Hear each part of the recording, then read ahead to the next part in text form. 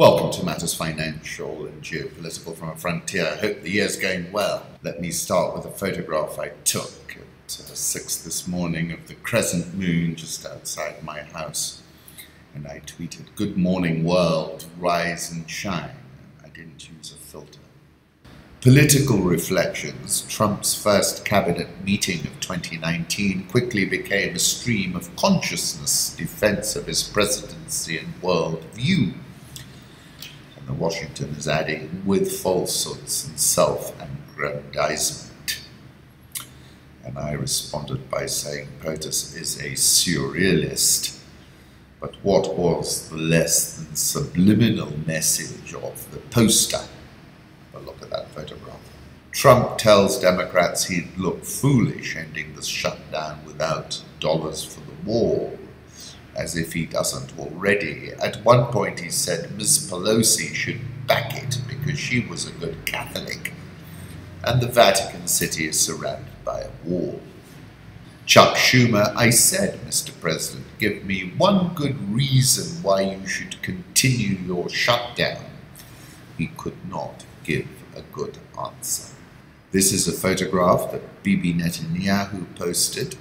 A warm embrace with my good friend, Brazilian President-elect Jair Bolsonaro. Good luck, my friend.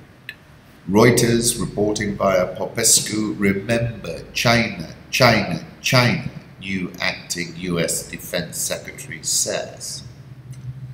That took me back to October the 15th when my piece was called War is Coming.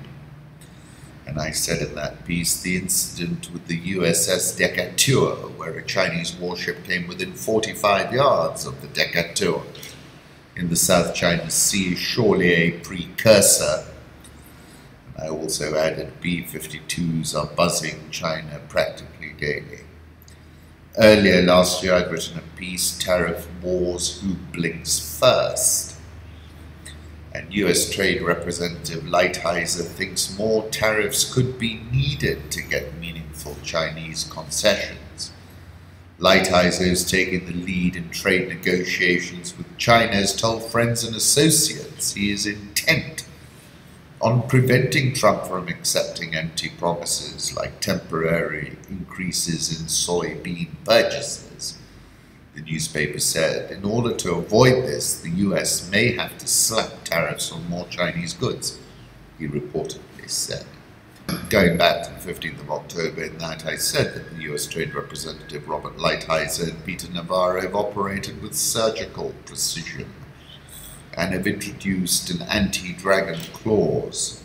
10th of December, I was writing about the truce dinner, the sirloin steaks, the Nicolas Malbec, Huawei Technologies, and Wanzhou Meng. You will recall that Presidents Trump and Xi Jinping enjoyed a much-anticipated truce dinner at the G20 in Buenos Aires and quaffed a Catina Zapata Nicolas Malbec 2014 wine with their sirloin steaks and finished it all off with caramel-rolled pancakes, crispy chocolate, and fresh cream. A dinner that ran over by 60 minutes, and one where dinner guests broke out into spontaneous applause thereafter. And that continues. I think it's got a momentum of its own. This is Edward Burtynsky's California via Wired Diaries. He exhibited here in Nairobi a couple of years ago. He was an extraordinary photographer.